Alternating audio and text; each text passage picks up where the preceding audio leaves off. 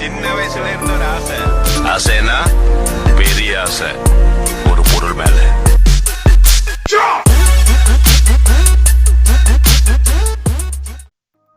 வண்டி வந்துடுச்சு. இதுதான் ஜப்பானோட புல்லட் ட்ரெயின். இன்றைக்கி நம்ம இந்த வண்டியில் தான் ட்ராவல் பண்ண போகிறோம். இதோட எக்ஸ்பீரியன்ஸை நான் இந்த வீடியோவில் கூட ஷேர் பண்ணுறேன். வண்டி 12 நிமிஷம் ஸ்டேஷன் நிற்கிங்க. அது நமக்கு 2 நிமிஷம் தான் போர்டிங் டைம். மீதி 10 நிமிஷம் என்ன பண்ணுறான்னு கேட்குறீங்களா?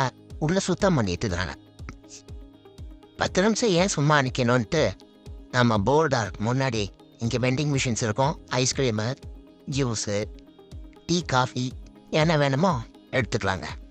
நான் இப்போ டோக்கியோ ஒசாகா ட்ராவல் பண்ண போகிறோம். 515 கிலோமீட்டர். ஃப்ளைட்டில் 3 மணி நேரம் ஆகும். ரோடில் 1/2 மணி நேரம் ஆகும். ஆனால் புல்லட் ட்ரெயினில் எவ்வளோ நேரம் ஆகுதுங்களா? வெறும் 2 மணி நேரம் தான். அப்படின்னா என்ன ஸ்பீடாக போகும்னு பார்த்துக்கினேன்.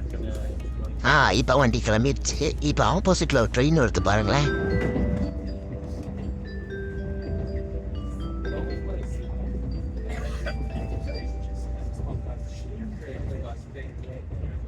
ட்ரெயினுக்குள்ளே நல்ல லெக் ரூம் ஸ்பேஸோட நீட் அண்ட் டைடியாக நல்லா மெயின்டைன் பண்ணியிருக்காங்க. இந்த டிஸ்பிளே போர்டில் எங்கெங்கே ட்ரெயின் நிற்கும், ட்ரெயினோட நேம், நம்பர்லாம் இருக்குங்க. இப்போ வாங்க ட்ரெயினோட ஸ்பீடை நம்ம விண்டோ வழியாக பார்க்கலாம். Okay, let's go.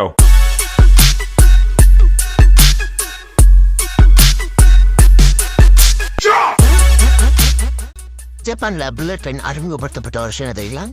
அக்டோபர் 1, 1964. அதாவது கிட்டத்தட்ட 61 வருஷம் ஆச்சு.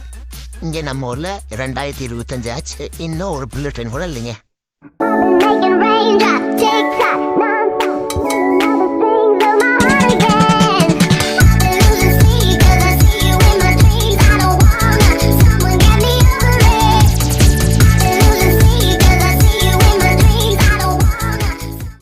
புல்லட் ட்ரெயினோட லைவ் ஸ்பீடை தான் இப்போ நீங்கள் பார்த்துட்டு இருக்கிறீங்க.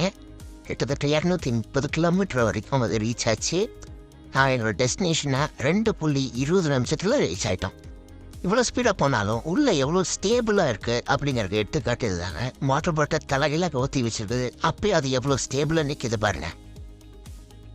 நம்ம ஊர் மட்டும் இல்லைங்க, ஜப்பான்லேயே மக்கள் அவங்களோட புல்லட் ட்ரெயினை ரொம்ப ஆச்சரியத்தோடு தான் பார்க்குறாங்க.